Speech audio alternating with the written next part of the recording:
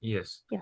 Suncor Energy Ethical and Environmental Challenges presented by Hard, Zangmo, Shizoba, Palak, and Patricia. Instructor is Professor Bruce Hilbert. Next slide, please. Today we'll explore the ethical and environmental challenges faced by Suncor Energy. Suncor is Canada's largest oil and gas company, but its operation in the Alberta oil sand has drawn increasing criticism due to environmental concerns.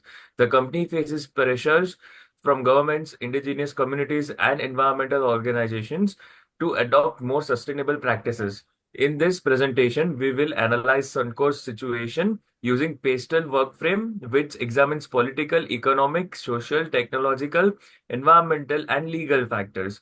Finally, we'll present key recommendations to help Suncor tradition towards more sustainable future. Second slide, please. Suncor energy background. Suncor plays a crucial role in Canada's economy, contributing significantly to job creation and energy production. However, its operation come with a high environmental cost. The company is frequently criticized by criticized for greenhouse gas emissions, water contaminations, and habitat destructions. With increasing regulatory and public pressures, Suncor must adopt to new sustainable expectations to avoid financial penalties, legal challenges, and damage to its reputation. The key question now is how will Suncor navigate these challenges while maintaining its market leadership? That's what we'll explore today, beginning with the political factor that impacts the company. Next slide. Mm. To assess the external factors influencing Suncor, we applied Pastel framework. This tool helps us to identify how Suncor business environment shape its ethical challenges and influences its decision-making processes. Firstly, the political factors. From a political perspective, Suncor faces regulatory pressure, like there are strict environmental laws like the Canadian Environmental Protection Act and carbon pricing legislation in Canada, whereby these policies aim to reduce emission and hold corporations more accountable for their contribution to the environment. Secondly, international agreements like Paris Agreement places pressure on Suncor to reduce its carbon footprint. Thirdly, the most important political issue for the Suncor is indigenous land rights, whereby indigenous communities oppose oil sand development due to environmental and cultural concerns, leading to ongoing litigation and potential operational disruptions. Lastly, the government incentives for renewable energy exist, but Suncor must decide how quickly it must transition. Now I'll be talking about the economic factors. Next slide, please.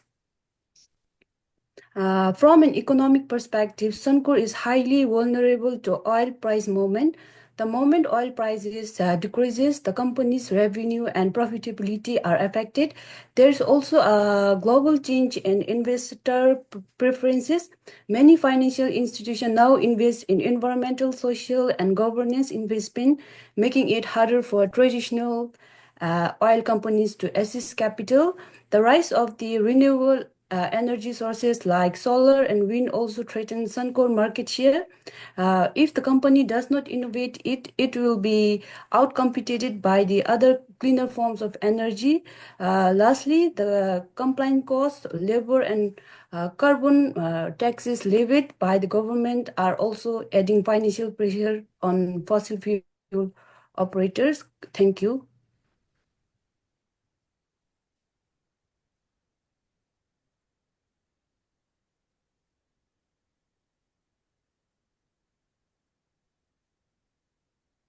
Who is next?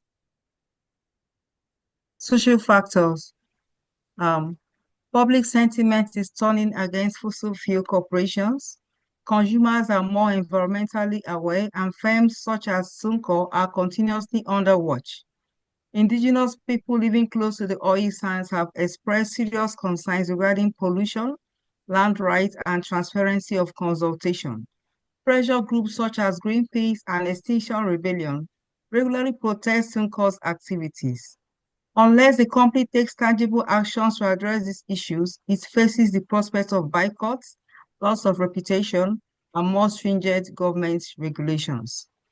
The next slide is technological factors. On the technological front, Suncor is making some progress in reducing its environmental footprint. Suncor is investing in carbon capture and storage, which has the potential to significantly cut emissions. This technology is still in development stage and must be substantially funded.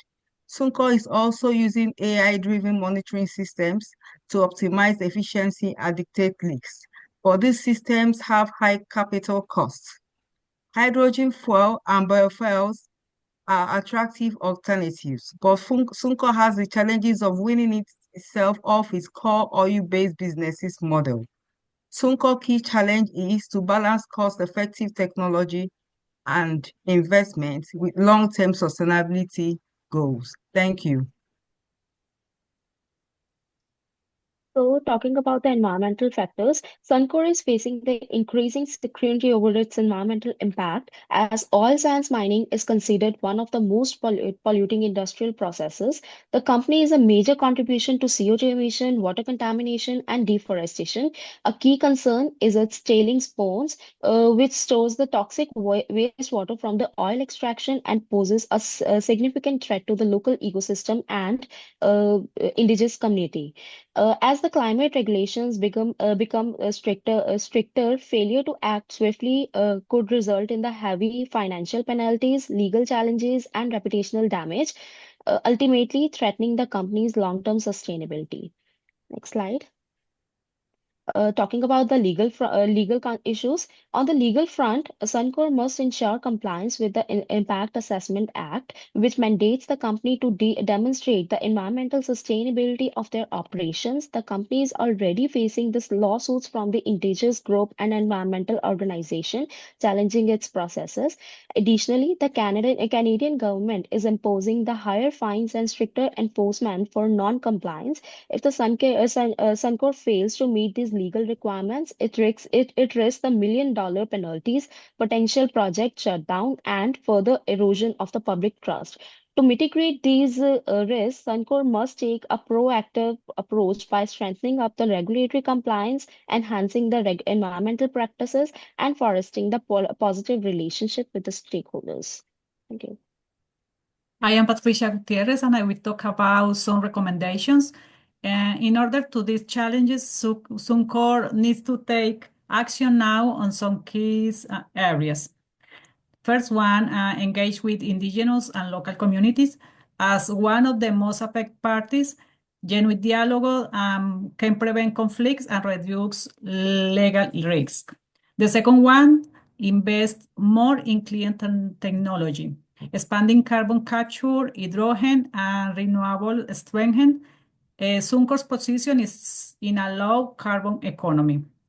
The third one, change transparency, regular environmental impacts report, help restore trust and improve regulatory compliance. And the last one, diversity beyond oil, shifting toward low carbon energy ensure long-term profitability. Implementing these actions will place Suncor's ability to navigate the complex energy transition while ensuring financial and operational stability. As a conclusion, Suncor faces a pivotal moment as the world shifts toward cleaner, more sustainable energy. Companies that resist change risk becoming obsolete. Public opinion, government regulation, and investor demands emphasize the needs for accountability. By prioritizing sustainability, improving stakeholder relationships, and increasing transparency, Suncor can mitigate risks and position itself for long-term success in an evolving energy market. Our references. Thank you.